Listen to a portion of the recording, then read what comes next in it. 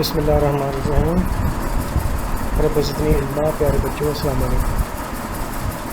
बच्चों, मुझे बहुत अफसोस है कि सबसे पहले आपका ग्रुप मैंने बनाया, उसमें कोर्स ऑनलाइन शेयर किए और उसके बाद एक लंबा गैप आ गया। मैं एक्चुअली कुछ दूसरे सेमेस्टर की तरफ ना थोड़ा ज़्यादा बिज़ी हो गया था, तो मुझे उसके लिए बिल्कुल माज़रत। अब इंशाल्लाह हम इसे ना ऑन रेगुलर बेसिस इंशाल्लाह काम करते रहेंगे। हमारा कोर्स ऑनलाइन जो आपको मैंने शेयर की थी, उसमें पहला टॉपिक सैम्पलिंग है और सैम्पलिंग हम 5 लेक्चर्स में इंशाल्लाह कवर कर लेंगे। एक हफ़्ते में हम 3 लेक्चर ज़्यादा किया करेंगे, ठीक है। तो इस तरह से ये जो मैंने आपको काम अभी भेज दिया ना, इसकी आप रीडिंग कर रहे हैं, इसको देखें। हो सकता है आपको इसमें पढ़ के गलती भी हो और कुछ प्रॉब्लम्स हों, चीज़ें समझ ना हो, तो उसको अंडरलाइन करके आप दोबारा शेयर कर सकते हैं ग्रुप के अंदर, पूछ सकते हैं कि ये क्या है। और हर लेक्चर पे ना मैं आपको, जैसे अभी मैं पहले लेक्चर के ऊपर आपको वीडियो सपोर्ट बना के भेज रहा हूँ।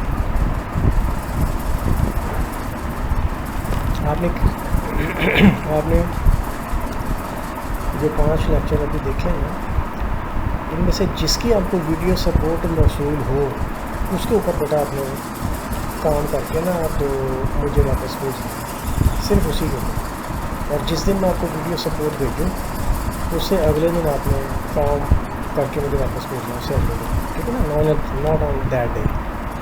मसलन आज मैं आपको वीडियो सपोर्ट भेज रहा हूँ, तो ये सारा लेक्चर लिख के आपने मुझे कल रात 8 बजे तक भेज देना। आपको रजिस्टर में लिखा हो, उसको क्लियर आपका रोल नंबर वगैरह जो है वो भी मैंशन हो, ताकि आपको जो रिस्पेक्टिव CRs हैं उनको अटेंडेंस करने में आसानी होगी।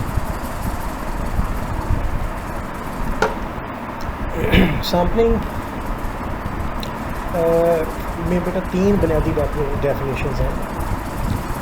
एक बजाते खुद सैम्पलिंग की, लेकिन सैम्पलिंग की डेफिनेशन करने से पहले हमें पॉपुलेशन और सैम्पलिंग की डेफिनेशन करनी चाहिए। मैंने पॉपुलेशन की आपको ये 4 डेफिनेशंस दे दी हैं, जिसको आप अच्छा समझते हैं, आप उसको किसी एक को आप तैयार कर लें। तो population is entire group of individuals और ऑब्जेक्ट्स अंडर स्टडी, ठीक है। इंडिविजुअल हम तो ज़िंदा लोगों के लिए क्या देते हैं, ऑब्जेक्ट्स हम जानदार चीज़ों को क्या देते हैं। तो आपने दोनों को अगर कवर करना हो तो उसके लिए केसेस का वर्ड है। Population is the collection of cases to be considered for study, ठीक है ना। कलेक्शन या टोटलिटी, तो एंटायर का लफ्ज़ आ रहा है, ऑल का लफ्ज़ आ रहा है, ठीक है। कलेक्शन का वर्ड आ रहा है, एंटायर कलेक्शन का वर्ड आ रहा है। तो ये पॉपुलेशन के लिए थोड़ा सा पैसे देते हैं।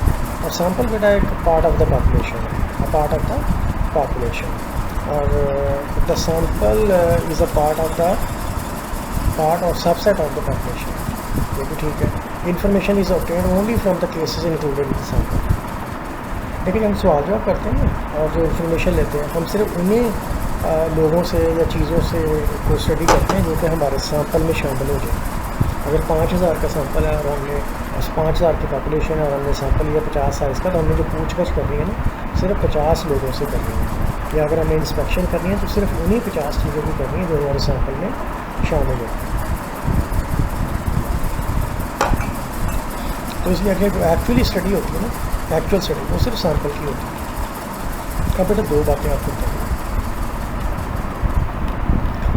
पहले बच्चों, पॉपुलेशन डेटा अगर आपके पास है, जो कि आमतौर पर लाइफ में बहुत कम होगा जब तक पॉपुलेशन डेटा, उससे अगर को आप चीज़ कैलकुलेट करेंगे तो उसे पॉपुलेशन पैरामीटर। और अगर सैम्पल डेटा से जो कि तादाद में कम होता है, छोटा होता है, उससे अगर आप कोई चीज़ कैलकुलेट करेंगे तो उसे हम स्टेटिस्टिक करेंगे। तो anything calculated from population data is called parameter और anything calculated from sample data is called sample statistic. इसको बेटा वर्ड्स आप पढ़ लें। मेरी आपसे जो एक्सपेक्टेशन है, that is couple of lines हो, ना। मैं ये नहीं चाहता कि और फिर नोटेशंस की बात बेटा आगे चल के आती है, तो उस पर भी हम बात करते हैं। तो क्या देखिए, मीन है ना, अगर आप पॉपुलेशन डेटा से निकालोगे तो उसको पॉपुलेशन मीन कहेंगे, उसको न्यू से डिनोट करते हैं, ठीक है। और अगर सैम्पल से मीन निकालेंगे आप तो उसको ऐसे पास करते हैं, फार्मूला वही होता है। ये देखें, अगर वेरिएंस आप पॉपुलेशन से निकालेंगे तो उसे पॉपुलेशन वेरिएंस करेंगे और ये पैरामीटर होगा, और अगर सैंपल से निकालेंगे तो वो क्या होगा, सैंपल स्टेटिस्टिक होगा। इसी के से पॉपुलेशन वेरिएंस के लिए अब दो तरह के आपको पता है ना वेरिएंस हमारे पास होते हैं, एक में n-1 बटा होता है, इसमें n-1 बटा होता है, इसमें n का बटा होता है। ये पॉपुलेशन प्रोपोर्शन है, पैरामीटर है। ये सैंपल प्रोपोर्शन है, सैंपल से कैलकुलेट हुआ है, इसलिए सैंपल स्टेटिस्टिक है। ये रो है, कोरिलेशन कोएफिशिएंट, पॉपुलेशन से कैलकुलेट हो तो पॉपुलेशन से हो तो कोरिलेशन कोएफिशिएंट, और सैंपल से हो तो बेटा, और ये बेटा जो है ये सैंपल अगर सैंपल डेटा से लेंगे ना कोरिलेशन कोएफिशिएंट तो आर से डिनोट करते हैं। और ये बीटा है, ये जो पॉपुलेशन रिग्रेशन स्लोप है। अगर पॉपुलेशन डेटा से कैलकुलेट करेंगे ये पैरामीटर होगा, अगर इसको सैंपल डेटा से कैलकुलेट करेंगे तो ये सैंपल स्टेटिस्टिक होगा।